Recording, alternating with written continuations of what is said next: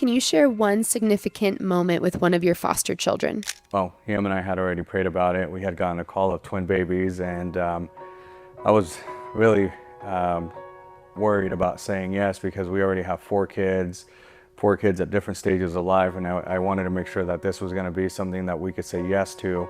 So we end up driving out to the hospital. They walked us over to meet the babies, and as I'm looking over one of the babies, tiny little baby here, the nurse comes to ask me, do you want to hold her? I didn't know it was the baby girl at the time.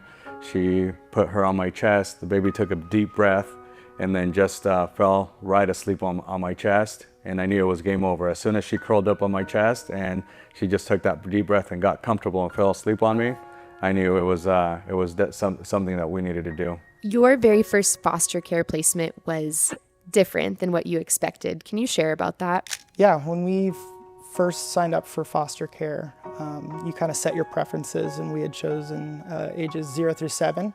We were surprised, to say the least, when we got our first call was for a 14-year-old boy.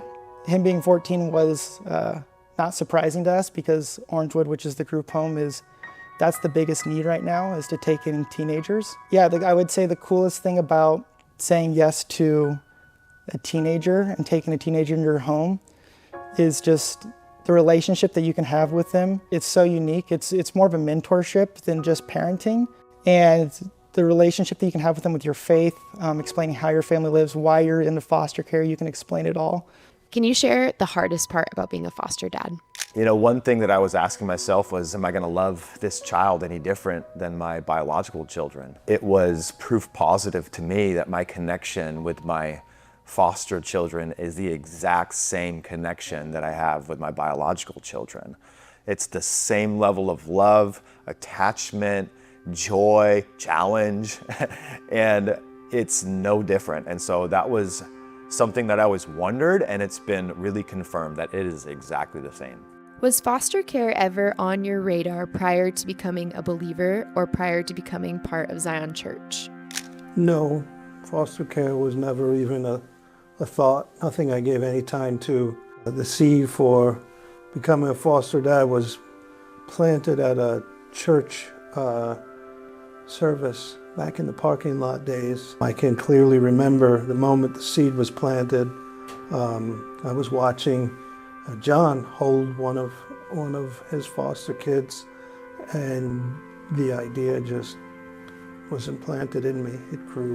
What motivates you as a father to say yes to vulnerable children?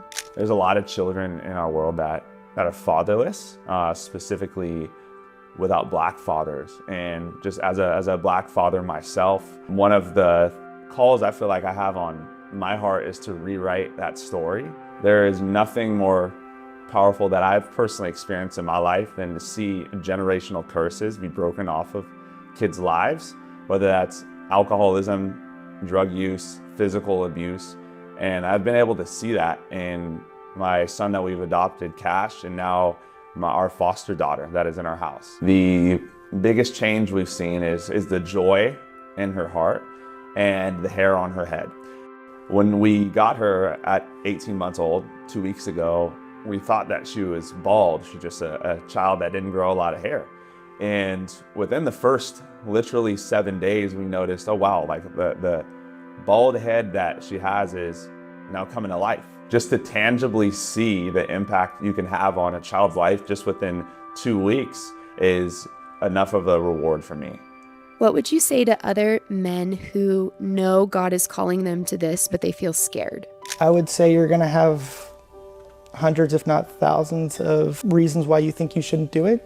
I'm not going to tell you that you're wrong for feeling that way, because that's totally normal. Just encourage everybody who's thinking about it to realize that when you're thinking about doing the work of God, the work of the enemy will come in at the same time. And so it's so important to be able to distinguish and differentiate, the origin of the thoughts that you have in your mind. When I said yes to foster care, I was able to encounter and just see a new side of the Lord that I've never experienced before in my life, because I actually embarked on an adventure that I've never been on, where I had to truly rely on God's goodness and His faithfulness.